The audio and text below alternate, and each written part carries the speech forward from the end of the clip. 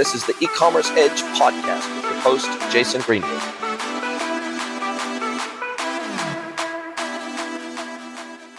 Hello, everybody, and welcome to another episode of the E-Commerce Edge podcast. It is my absolute pleasure to welcome Pod, who is the founder and CEO of Verbolia, to the podcast. Welcome, Pod. Hi, thank you, Absolutely, Jason. and I'm so glad you told me that I could go by your nickname. I could call you by your nickname, Pod, because I'm sure if I pronounced your full name, trying to say it with a French accent, I would absolutely butcher it. So thank you for giving me a reprieve. It's easier. Absolutely. And you are actually based in Belgium, right? French speaking canton in Belgium, right? Yeah, Absolutely. exactly. Love it. And look, we're going to have a great conversation today about your technology, what it does, how it does it, why it's important, why it should matter to e-commerce brands. But before we do that, why don't you tell me how you even got into this space? Because it's a very niche space. It's a very niche technology. You've been doing this for nearly 7 years now, but what drew you into this space? Yeah, indeed. It's quite a niche, especially that our customers are typically large e-commerce brands, really big ones. So it takes a bit of time to get there. The technology actually really brings value when it's applied to a large catalog of products. And of course, there's not that many companies with hundreds of thousands of products. Of course, it works with less as well. But of course, the more products, the better, because we're focusing on long tail. We'll have time to talk about that. Just to explain a little bit the story of Verbolia. So indeed, I founded the company 6-7 years ago with my co-founder, Bart. And basically, he's the founder of another company. It's an interesting one because he owns second-hand products aggregator, like price comparison website. So basically, he's crawling second-hand websites, bringing all the products together, and then attracting SEO traffic. And basically, it's an affiliate model. And the thing is, since it's affiliate, it brings very little amount of money per visit. And for that, the only good way to actually get traffic, you cannot buy the traffic, is to be good in SEO, and more specifically in long tail SEO.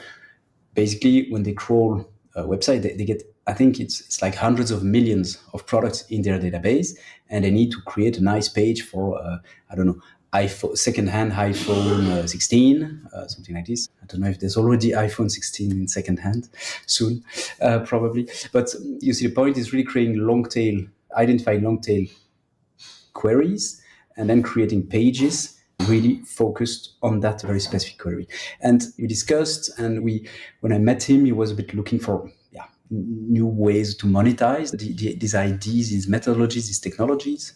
And that's how we came up with this idea of actually creating a technology to help our customers deploy, publish long-tail optimized pages for e-commerce. And in very short, you can see Verbolia like a CMS to publish only one type of page. It's listing pages, but optimized for long-tail keywords. So in 2 minutes, that's a bit the birth of Verbolia. Love it. And look, I think one of the challenges with any technology like yours is that sometimes, even if people have a technology like yours in mind, they don't necessarily even know what to search for. They don't even know what to put into Google to look for a technology like yours.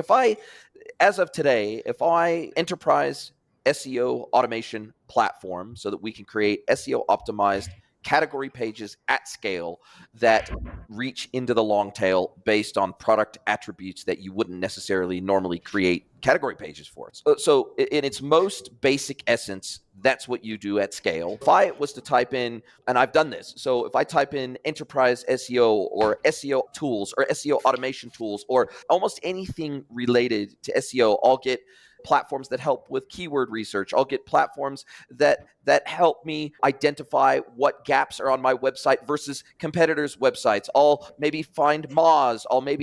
There's a whole ton of technologies out there that are designed to automate mostly the research process around SEO, but not actually doing the doing of creating the actual SEO optimized pages on e-commerce websites. And I think that feels like the big gap, because even when you're trying to market your platform, Verbolia, you get lost in this sea of e-commerce optimization or SEO optimization tooling that's out there in the market and maybe has even a better name. Obviously, everybody's heard of Moz, for example. Everybody's heard of the Google Keyword Research Tool. Everybody's heard of all these SEO assistants where you can compare yourself to competitors and Ahrefs and look at keyword percentages in the page, placings in the page, anchor text. We've got tools to help with just about everything to do with SEO, apart from actually implementing the pages and creating the pages. And this is where I feel like the gap largely exists in the market, and a gap that Verbolia set out to uniquely solve for. It's actually a very accurate description of what we do. And it's true, it's solving a need that it's not super easy to set up a platform that actually does that, because it needs to be compatible with all platforms. Most of our customers, they have, when you're on larger enterprise customers, they don't use Shopify or Magento. They are mostly, if they use a standard platform, typically they use Salesforce Commerce or SAP Hybris or these bigger platform that most people don't know about because they are more for enterprise companies, or they use completely custom-made platforms. But when they do, they also have an IT team that will say, hey, but we can do that. But the thing is they can't, because it's one thing to create pages. It's a very different thing to create highly optimized pages for SEO in terms of speed, the right content. We have AI that analyzes what product to display where and why. We have algorithm analyzing the logs to see if pages are crawled, and then we modify internal linking to actually make sure bots from Google will discover and crawl the pages. So there's really a lot of little things that they can't really do. And that's why that's where we typically arrive. They say, yeah, we've tried to do a search dexing. I don't know if it's a familiar thing, but in Europe, we use a lot the word search dexing, which is a bit what we do. Huh? You make a search, you have results, and you index that page. In North America, in ANZ, it's normally called searchandising, search merchandising. Yeah, exactly. Yeah, that's indeed exactly the same idea. And yeah, the thing is, we do only that. Actually, we have other products, but or on the SEO side, we do only that.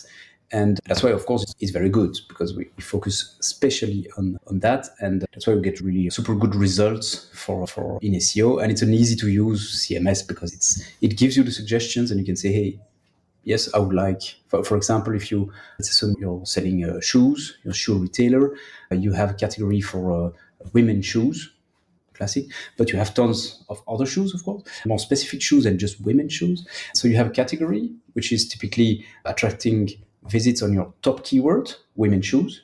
However, you probably don't have a page for blue women's shoes, blue running women's shoes, Adidas blue running shoes for women. So these are all, let's say, a cloud of little keywords gravitating around a big one, and for which you can't really create pages for all of that. It's really complex and to maintain and so on. And we just ease that process first by identifying these keywords. So our engine will run and say, hey, if you would create a page for blue Adidas running shoes for women, you could display these 25 products that we've identified in your catalog, and you would probably beat that and that position, because we have algorithm to analyze all of this. And then you can choose, okay, looks interesting. Yes, this page would look like this. Click, I deploy it. And then the page is live, automatically linked. And we really try to cover as many of these little keywords around the main keywords. And it's super easy. You can create many pages. Our biggest customer, they create 1 million pages with our technology. So they've identified 1 million long tail queries in their catalog. They have 85 million products, so it's quite a big catalog. But yeah, this is where it really makes sense to have a dedicated CMS just for that, because obviously you need to optimize a million page. Good luck. And one of the things I think many e-commerce brands don't realize is that even if they engage an SEO agency that helps them with SEO, the reality is that what this usually takes the form of is manual human research of queries that may match search engine queries that are already being placed that may match some items in their catalog, then manually identifying whether there are products in the catalog that can match and are relevant to those queries that already exist in the market, Then the SEO agency manually logs into your CMS, your Shopify, your BigCommerce, your whatever it is. Then they manually go into the category creation module within there. They manually create the category that matches that long tail. They give the category name, the exact query match. They put keywords in the category description field that matches those keywords. And then they manually assign products to those categories that match that query so that it all lines up and it's all relevant to somebody that may land on that category page from that long tail query. Because as you rightly point out, a lot of people that are searching in Google, they are not, if I'm looking for women's shoes, or if in my case, if I'm looking for men's shoes, I'm probably not going to just put in men's shoes or buy men's shoes in Google. I'm probably going to say Nike Air Max 4 black. If that's what I'm looking for, I'm probably going to put Nike Air Max, or maybe Nike Air Max Black, or Nike running shoes or something like that. I'm going to put in a longer, more specific query into Google if I'm looking for a product, so that I don't get presented with all these random products that are not relevant to what I'm actually looking to buy. So there's a mismatch, and as you rightly say, it's impossible for a brand in their main mega menu display. It's impossible for the mega menu would be massively cluttered if they had one category for every single long or every single potential long form, long tail query. If they put that in their mega menu, the mega menu would be unnavigable. And so the way that this normally happens is an SEO agency will come in, they'll identify these queries, they'll identify the catalog items, they'll assign the products to the category, and those categories will be hidden. They will not be displayed in the mega menu, but they will be indexable. They will be in the sitemap. Google will index them, and then all of a sudden, there now is a matching page, or a more accurate matching page for those long tail queries. Now, the two biggest challenges I see with this approach that a lot of e-commerce brands take, whether they do it internally or whether they work with an SEO agency, either way, these are the two biggest challenges I see, and I'd love you to tell me whether I'm wrong or right here.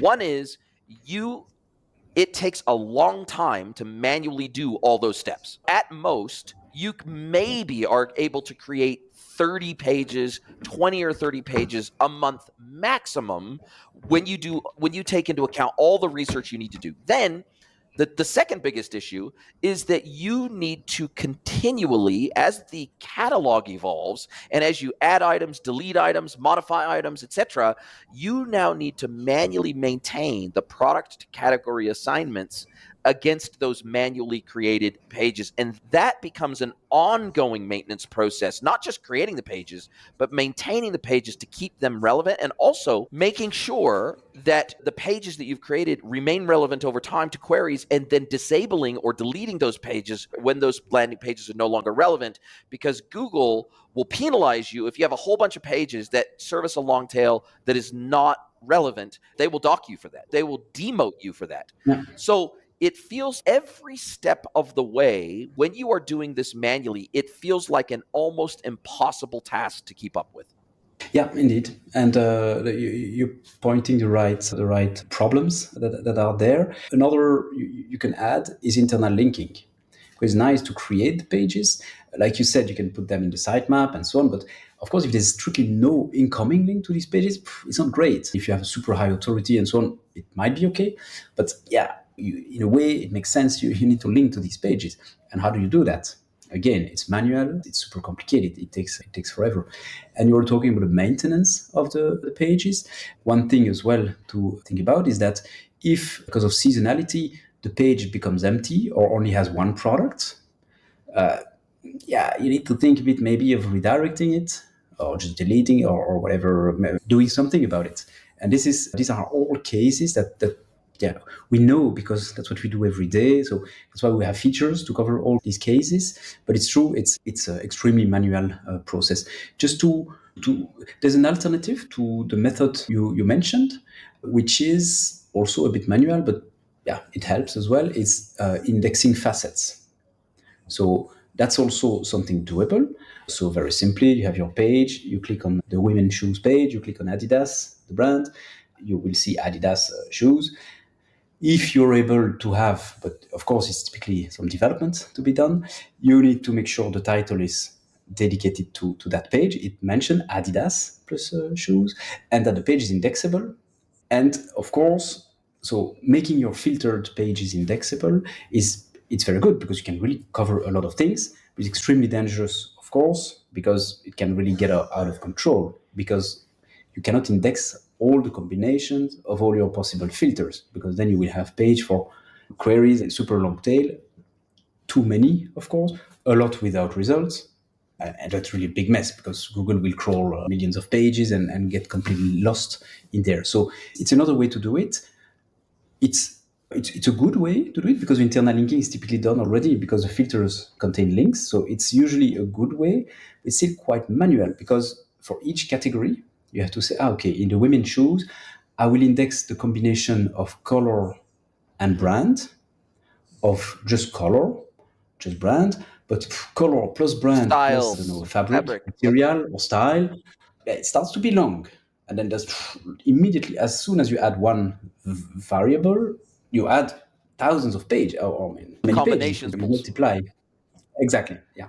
So there's quite a lot of large e-commerce that actually do that, but it's still manual because you need to go one by one to say, okay, this one I want to index, this one no, yes, no, yes, no. While we take a complete different approach.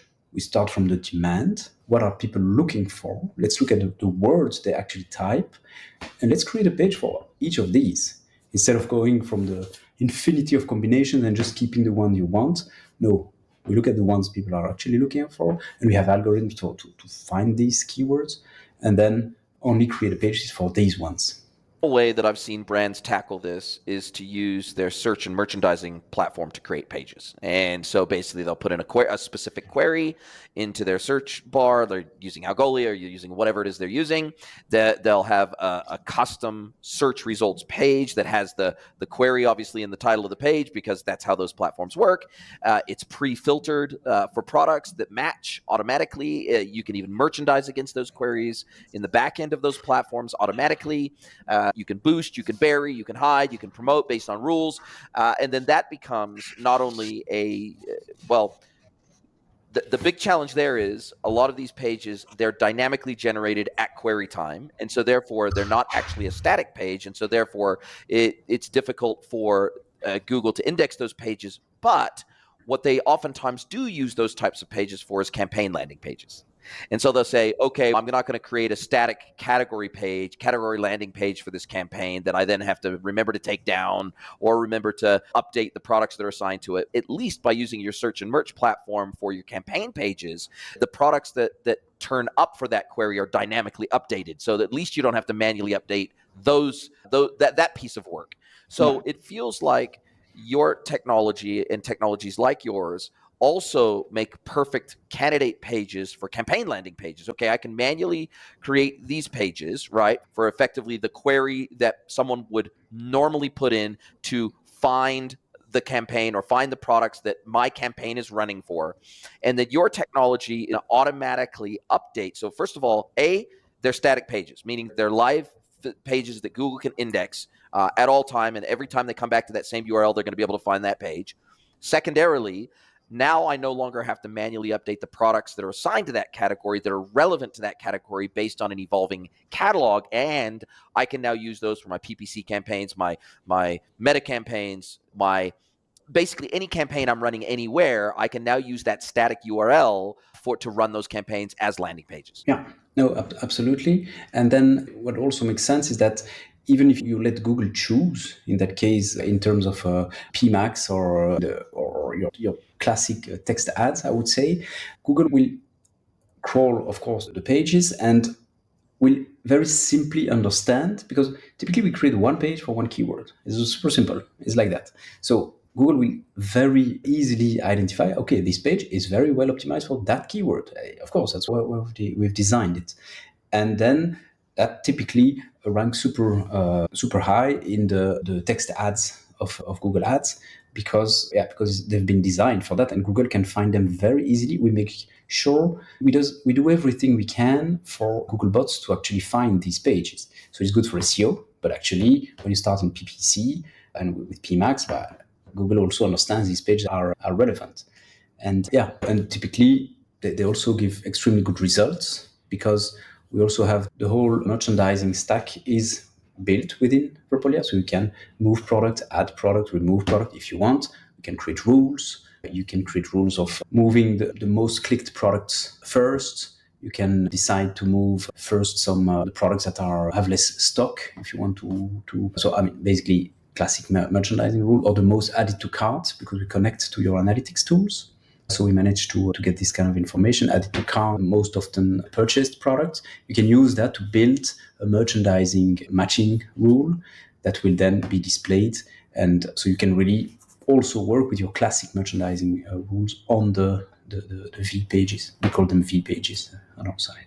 Yes, it's similar to how you would work with a search merchant personalization platform in terms of Exactly. merchandising products within that category page. Yeah, exactly. And what do you think? So, how does Verbolia uniquely deal with what I call the bucketization challenge? Meaning that Google doesn't like over-optimized pages either. So in other words, if it goes to a landing page on an e-commerce website and it sees only one matched product, okay, it might be perfectly matched to that query, but it's over-optimized, meaning that it doesn't create a great experience for the customer if they go to a page and there's only one product there, that query. And so you have to bucketize or aggregate certain queries together to say, okay, unless I have at least say 6 products that are relevant to this query, I'm not going to create a landing page for that. It's too granular. And what we're going to do is we're going to move that query up the stack, meaning that we're going to 3 very similar queries or 5 very similar queries that would have similar types and amounts of matched products.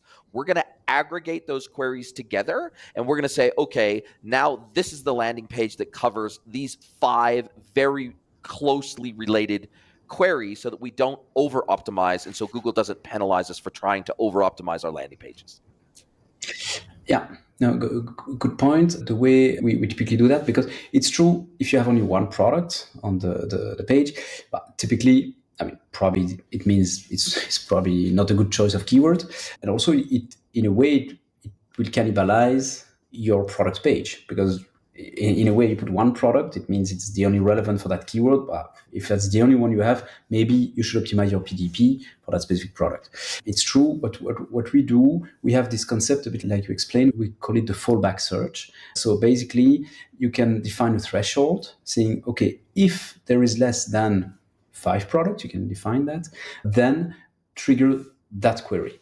And we have, of course, an engine that you can deploy for all pages, and you don't have to go for every single page. So you can create a rule, for example, keeping the color in the keyword, or adding the category to the most important category next to it. So immediately the search is more broad and you have more results. So we call it the fallback search to avoid really the thin content problem that you were actually talking about.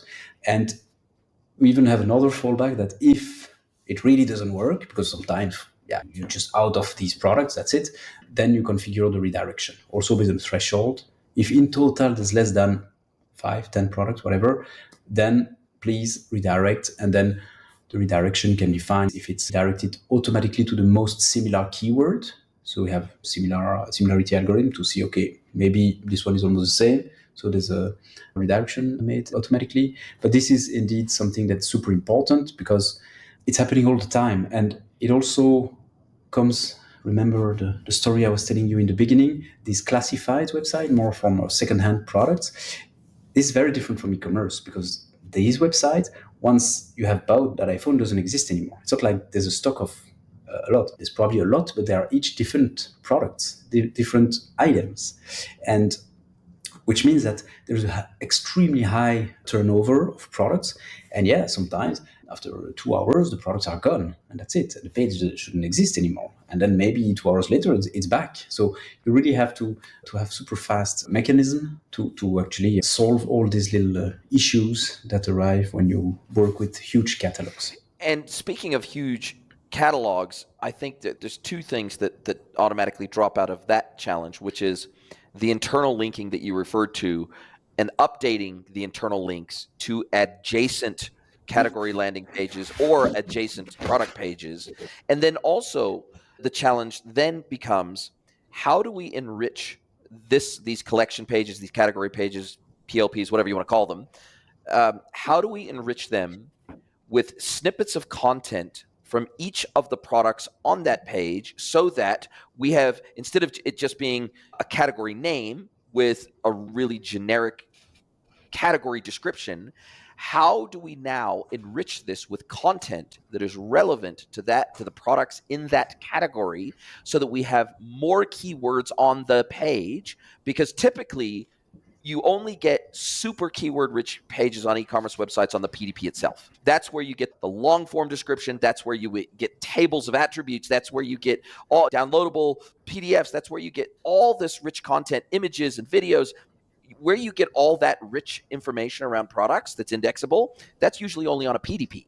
But we need some of that content on the PLP if we're going to really highly optimize that page. We need more than just the category name in the H1. We need some H2 text, we need some description text, and we need very relevant anchor links to adjacent categories and collections that tell Google, okay, this is what it relates. And that feels like, when, especially the larger the catalog you have, the bigger the challenge becomes to make that a reality on every single collection page you create.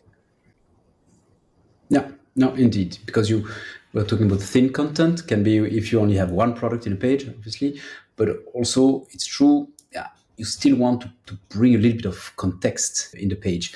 So typically what we do, what you can configure in Verbolia is for each product, because of course it's a listing page, so you have the pictures of the gallery with the pictures of all the products.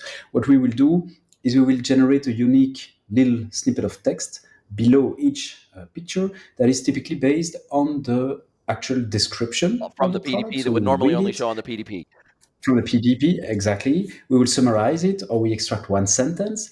But to make sure it's highly relevant, what we do is we actually make it relevant related to the keyword we are looking at. So if I'm on a page for Adidas blue running shoes for women, the example I always use, if we display some shoes, the text that we will put there will make sure that it mentions the Adidas, the women, the blue, the shoes. You see the point. So we make sure we create a little snippet of text for each product that is actually related to the keyword we are trying to address in the page. And with that, we have super good results. And what we do there is either we make a little summary or an extract of the description that is relevant, or we list attributes. It's also something that will work. You have the product and it says color white, brand Adidas, gender women. Okay, but you've put all the keywords you wanted. And you didn't do anything. You just picked them up from the attribute list of the product. And what we also do there, it's also very interesting, is the social proof. So we use the reviews as well, and we take the review. Typically we put rules, maybe to pick the review with a lot of stars, but also where the actual text of the review mentions the keyword we are targeting. And with that, on your first result page, you really have a rich content.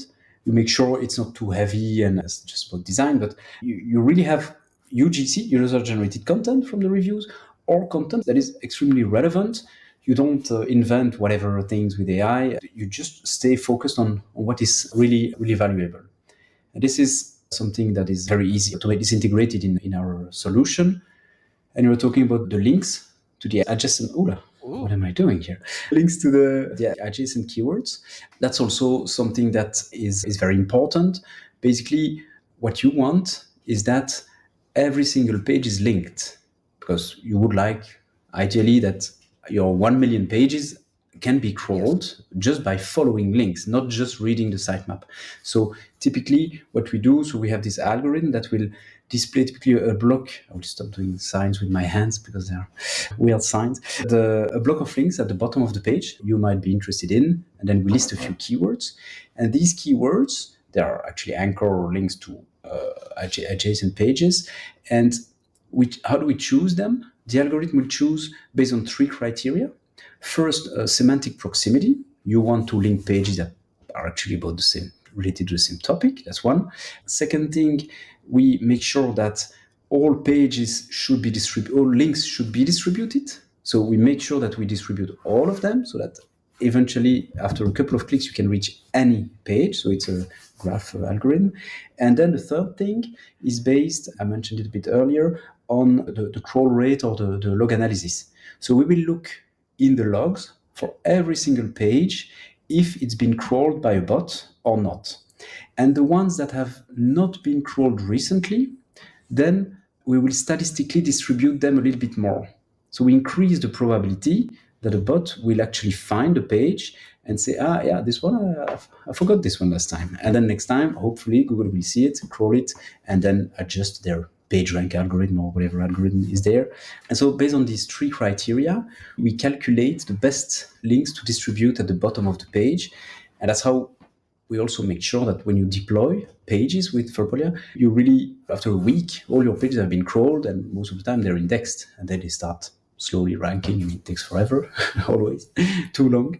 But yeah, that's a bit how we just make sure we have relevant content, but also relevant links around the keywords. Yeah, makes complete sense. And I think taking into account those three criteria is super important for relevancy, not only for the search engines, but relevance for the people that land on that page, the human beings that are actually interacting with those pages too becomes super important. And so I'm guessing that you host these pages yourself. So you're not necessarily connecting to Hybris or whatever. You're not connecting to their API and creating collection pages inside that platform. So I'm guessing you've got reverse proxy or something like that you're using so that you're not living on a subdomain or something like that where you're going to get downranked for your pages, that you're on a reverse proxy. And effectively, when the traffic comes in, then you have some level of DNS control there. Yeah, exactly. The way it works, we actually have both options. We have a headless version of Verbolia, which is really purely accessible through APIs. So if your IT team wants to develop let's say the shell, what goes around it, the template, yeah, and then they just call our API to know what products to display, in what order, with what text, and so on, what's the H1, and so on, they can do it.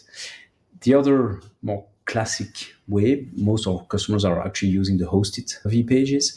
And in that case, indeed, we generate completely the HTML, the CSS, the JavaScript, everything is generated on our own servers in the cloud, of course. And then through a reverse proxy, you can tell your servers to fetch the content from the Verbolia host servers instead of from Salesforce Commerce or something like this. So basically, it's a reverse proxy that makes sure that the content generated by Verbolia is displayed on your own URL. Typically, we use a subfolder, basically. Yeah, exactly, and it's very simple. The main advantage of using the hosted pages is that we also completely rewrite HTML, CSS, JavaScript so that the page speed and the core web vitals are super high.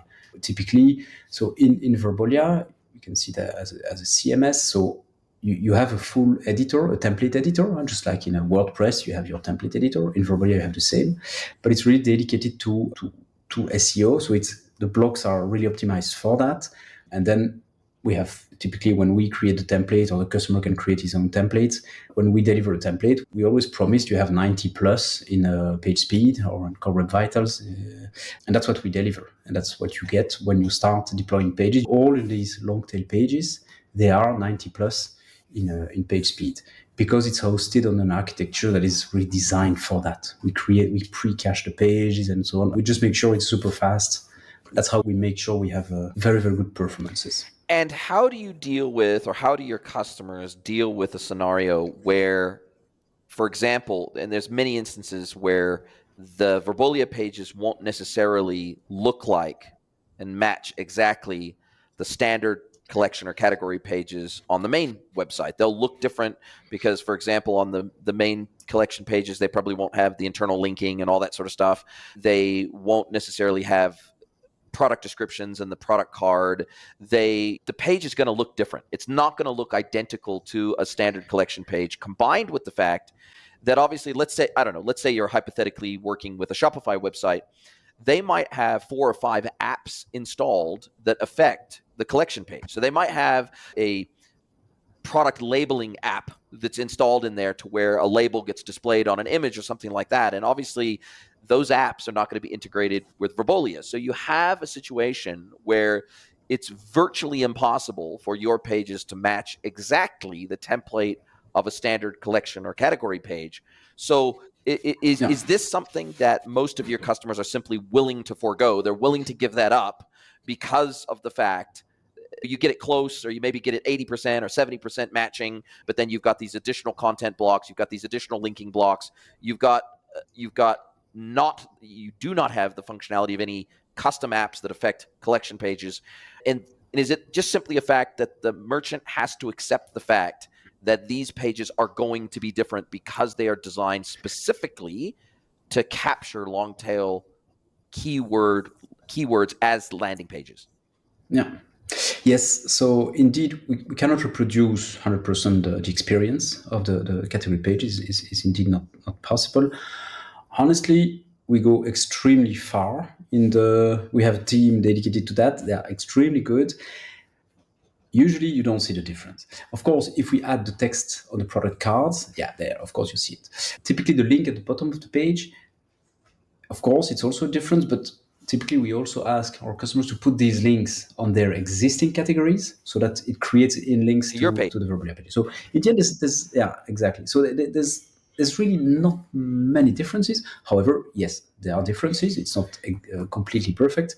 If you want to add you were talking about little tools or scripts that will, I don't know, add a label or something, you can also implement it on Verbolia. Does it make sense? It depends. But you're right, it's not exactly the same. It's very similar. But yeah, it's all about, like you were saying, do you prefer to miss that traffic, to not receive that traffic, or to receive it and to degrade the UX by 0.1%? Yeah, that's a choice. Of course, I understand. We work with brands like a Chanel or really big brands that are extremely picky to the pixel. And okay, of course, we do it. And it looks, you can't see the difference. But on others, if there's slight difference, it's fine because you win so much in terms of speed, for example. And traffic. That, okay, better. Yeah, and then, of course, the traffic as well. But still, if we can't convince our customers with that, you know what? We have the API, the headless version of Verbolia. Please implement the front yourself and use Verbolia to actually get the content. Fine, we are.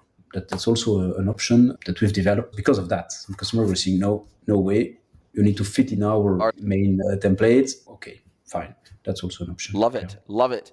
And how do you guys make your money? How do you guys charge? Is it based on the number of pages deployed, the number of pages maintained, number of hits to those pages or traffic to those pages, sessions? How do you charge merchants for your services? And it's a SaaS platform. It's fully hosted by you guys. Can be pretty quick to implement. Once you get I'm guessing to implement, you need to get a feed, you need to get a catalog feed, you need to index that feed, you then need to create the template, you then need to create I'm sure there's an element of onboarding that has to decide rules around how many product matches do we need to have on a page to deploy the page, all these different things, keyword research and the rules around that. There's probably some onboarding that needs to happen. But once someone is actually onboarded into the platform, apart from any onboarding fees that might be involved, how do you charge them from a subscription perspective to use your service?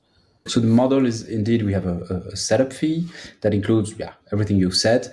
The biggest part of it, honestly, is recreating the page template. Of course. That's Makes sense. the part that takes time.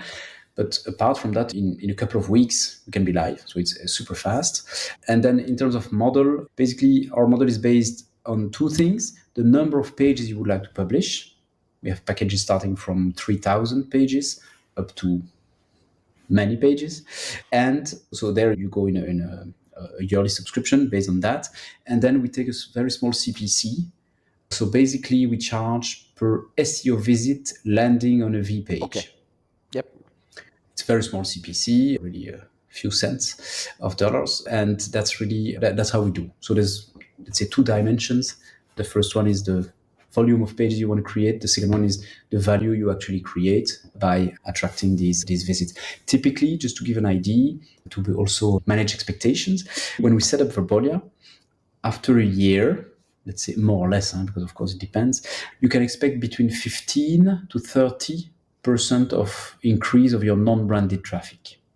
That's typically what we have. So just to give an idea, with Verbolia or with a long tail strategy, for well-established large e-commerce brands, you cannot triple or quadruple your No. traffic. No, you have Yes. well-established traffic. What we get is all the little stuff around it, the little cloud of extra keywords. And this, of course, if you're very mature in long tail because you index filters and this kind of thing, maybe you'll get 15% increase. If you didn't do much yet, can go up to 30. And these numbers are really, we work with companies like Walmart in Chile, for example. They're a customer of us, pretty big website. I mentioned Chanel, Hugo Boss, Samsonite. We really have very large retailers or brands. And the numbers I mentioned is the kind of results we get there. So it can be extremely interesting.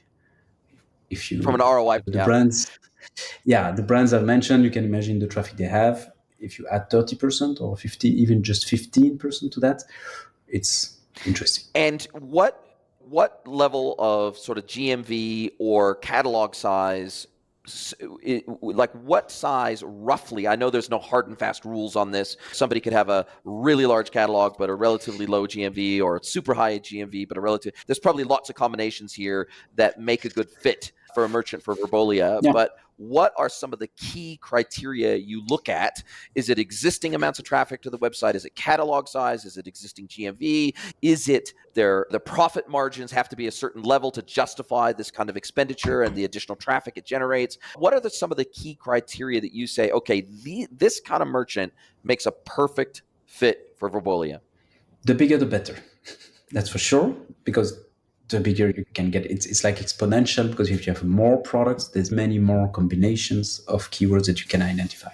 But we have our first plan is really designed for smaller e-commerce, but what we call a small e-commerce for us is at least 3,000 products in the catalog and at least 100,000 non-branded SEO visits per month. So it's not huge. That's why we have starter package, let's say, for this kind of brand. But still, there is that minimum, because below that, we cannot offer a service that your ROI will not be positive. And of course, no one is happy in the end. So this is really the minimum if we are there. And then we have several packages, but in the end, the bigger, the better. And the numbers I've mentioned, of course, it changes as well with the GMV. Of course, if you have super high margin and you sell super high conversion rate because you have something very specific, okay, maybe we can look and you'll have an ROI below the numbers I gave. But yeah, just as a rule of thumb, we say 3,000 products and 100,000 non-branded SEO visits per month. That's typically the starting point for our technology to work. Makes sense. And what is the split today between B2C, D2C merchants and B2B merchants? Because we could probably spend an hour just talking about the unique challenges for B2B merchants selling, manufacturers, wholesalers, and distributors selling to businesses. They typically have orders of magnitude larger catalogs versus their B2C and D2C counterparts. They typically don't have a focus on SEO like their B2C and D2C counterparts, and oftentimes their site experiences are gated, which means that it's very difficult to help them with SEO if their experience is gated. And not only can visitors not see the catalog until they authenticate, but neither can Google. So we could go down that whole track, and we probably have an hour conversation just about SEO for B2B and all the benefits of attracting new customers and all that sort of stuff. But what is your split? And maybe we'll do a follow-up. Maybe we'll do a follow-up specifically just to talk about the B2Bs and the unique opportunity there for B2Bs, because I think it's massive as someone that specializes in the B2B e-commerce space. But what's your split today between B2C, D2C merchants and B2B sellers? I don't have the exact numbers, but I think rule of thumb on my end would be about 10% B2B, okay. 10-15% B2B. So it's not that much. And it shows for the other B2B brands to figure this out. Absolutely. And actually, the best results we have in terms of traffic increase, they are on B2B brands, because it's usually, especially in Europe, I don't know how it is out there because we're mostly based in Europe, they still didn't, all of them, take the shift to just selling stuff online. Which oftentimes they don't even have an e-commerce website yet. Exactly. And so it's still, it's a process very slow because they're more coming from big industrial backgrounds and stuff. And then, they are not there yet. And I think that's why they are so small. This part of the market is small in Europe anyway, but definitely there's a very, very interesting opportunity there. There's also some of them that are still in this mindset which might make sense, of course, to not display the prices, for example, if you're not logged in, because, of course, you have reseller prices, you have Correct. this and that, or to not even display the listing pages if you're not logged in. So then, of course, in terms of SEO, there's not much you can do there. You're a bit stuck. But so there is a very big opportunity for B2B, clearly. I love it. I love it. Listen, this has been a fabulous conversation. I've learned a ton. Sounds like you've built an incredible technology to help brands scale their SEO operations quickly, smartly, efficiently, and ultimately helping them capture more demand that's already out there in the market that either A, they don't even know exists, or B, they have no way to go and capture that at scale easily with any level of automation. So thank you very much for sharing all about the Verbolia platform and how brands can benefit from an enterprise SEO platform like Verbolia. Now, as we do come down to the end of our time together, this is where I get to flip the script. I get to hand the microphone over to you, let you ask me one question, any question you like. Can be personal or professional. So, Pod from Verbolia, what is your question for me today? Ouch, I did not prepare. That's the whole idea. That's why I asked this question, because I want you to come off the cuff. Based on what I said, would you buy Verbolia? I think if I was a qualifying brand, I would not want to do either internally or via an agency. I would not want to do SEO for e-commerce at scale manually. I think in today's day and age, especially with AI, and I think we can have a follow-up conversation about B2B and AI and lots of other things, but because I think AI is uniquely suited for helping platforms like yours do what you do better, faster, more efficiently. But absolutely 100%. If I had a e-commerce that met that sort of foundational criteria, that I was at a sufficient scale, both with a catalog and a margin level that supports this kind of automation, it's an absolute no-brainer from my perspective to adopt technology like this. It feels like that manual way of employing an SEO agency and having them manually create pages and all that sort of stuff. It feels like the dark ages, frankly, because when I started my career, I've been doing this for 24 years. And when I was the first agency that I ever worked inside of, we did SEO optimization. That was one of the services we provided. And it was all 100% manual. All the keyword research was manual. All the Google Analytics research was manual. All the creation of pages was manual. It was a nightmare. And it wasn't even fun and fulfilling work, because it felt like you were a robot. It felt like you were just manually creating these pages. But it was like, geez, we're creating these amazing e-commerce experiences, and yet we're doing all this crap manually with no automation. Even at the time, when I was helping with this, and I was helping with the analytics research for this on behalf of customers, it felt antiquated. It felt like an antiquated process. And so to me, absolutely, it feels like a no-brainer. Thank you no very worries. much.